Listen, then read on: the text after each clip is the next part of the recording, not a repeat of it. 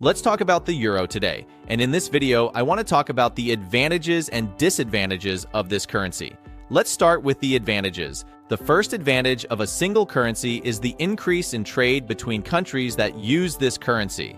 And let's use a simple example to explain how this advantage works. Before the euro, each country had its own currency, and when a French company wanted to sell its products to other European countries, they had the following problem. The Germans could only buy these products for German Deutsche Marks, the Italians for liras, the Dutch for guilders, and so on.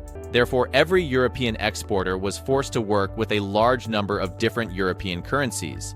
And this, in turn, created additional administrative and transaction costs associated with accounting and exchanging these currencies. Moreover, when a company keeps financial records in different currencies, the exchange rates of which are constantly changing relative to each other, this creates additional financial risks. Well, imagine that a French company has set a certain fixed price for its own products on the German market, and the exchange rate is constantly changing. And this means that each time the company converts, it will receive a different amount in francs for the same amount of Deutsche Marks.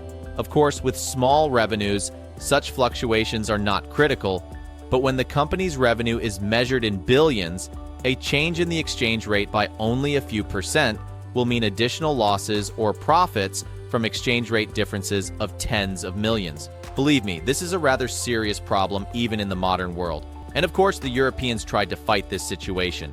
Even before the advent of a single currency, they developed a mechanism with the interesting name snake in the tunnel, where the rates were to be kept within a limited corridor.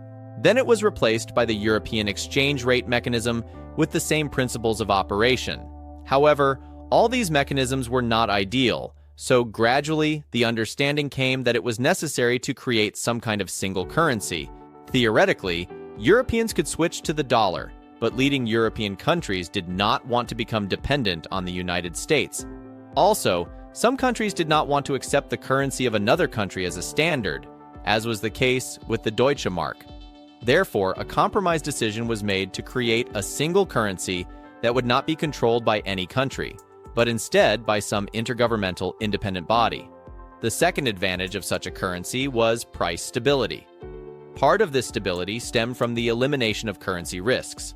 After all, with a single currency, companies could better predict cash flows that were no longer dependent on currency fluctuations, and this in turn affects the company's pricing policy and contributes to price stabilization. Well, the second factor of stability is budgetary discipline, because none of the countries can control the emission of the euro. The third advantage of a single currency is the ability to influence other countries. Well, relatively speaking, it is difficult for an individual European country to convince trading partners from other parts of the world to use their currency as the basis for calculating trade transactions. At best, they will agree to a compromise option of paying in a well-known reserve currency, whether it is the dollar or the British pound. And it is a completely different matter when a number of influential countries have the same currency. It is much easier for them to convince their trading partners to use the euro as the basis for calculating and not other currencies. And by the way, it is precisely due to this collective influence that the euro has become the second most influential currency in the world. And this status also allows you to reduce currency risks that could arise when using other currencies. That's it for a brief overview of the advantages, and now let's talk about the disadvantages. One of the main disadvantages of the euro is the loss of monetary independence. Well, you can ask me here, is this a problem when the government is deprived of the opportunity to mindlessly print money? I will say this, personally, in my opinion, its own currency is like a tool, and depending on whose hands it is, the result will be the same. If the country is ruled by a weak, corrupt, and populist government, then in this situation, it is really better that the government cannot control the emission. However, when a professional and interested government comes to power in the development of the state, the absence of such a tool as its own emission will seriously limit the capabilities of this government. In addition, every country in the world periodically faces crises and economic difficulties. And to overcome the consequences of these crises, governments need a completely opposite tool of Keynesian deficit stimulation. The second drawback is the different economic conditions in the participating countries. What do I mean? The participants of the eurozone are in different economic conditions and at different stages of development. And while countries such as Germany or France entered the eurozone already developed, and this was beneficial for them, other countries such as Greece have not yet reached such a level of development to receive all the benefits of a single currency. Plus, the countries of the eurozone differ in growth rates, unemployment rates, and inflation.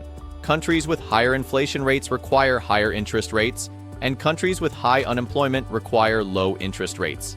However, due to the single currency and the single monetary policy, the ECB sets a single interest rate for all eurozone countries, which can be beneficial for one country and harmful for another, as was the case with Italy or Greece.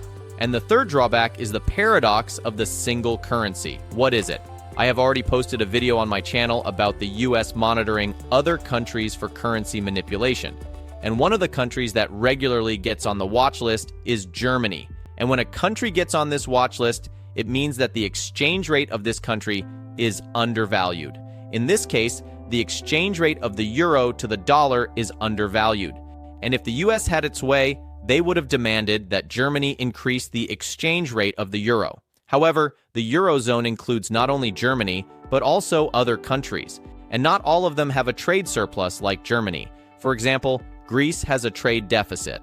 And this means that in order to equalize trade, the Greeks need to devalue the euro. And here a paradox arises. For Germany, the euro exchange rate is considered undervalued.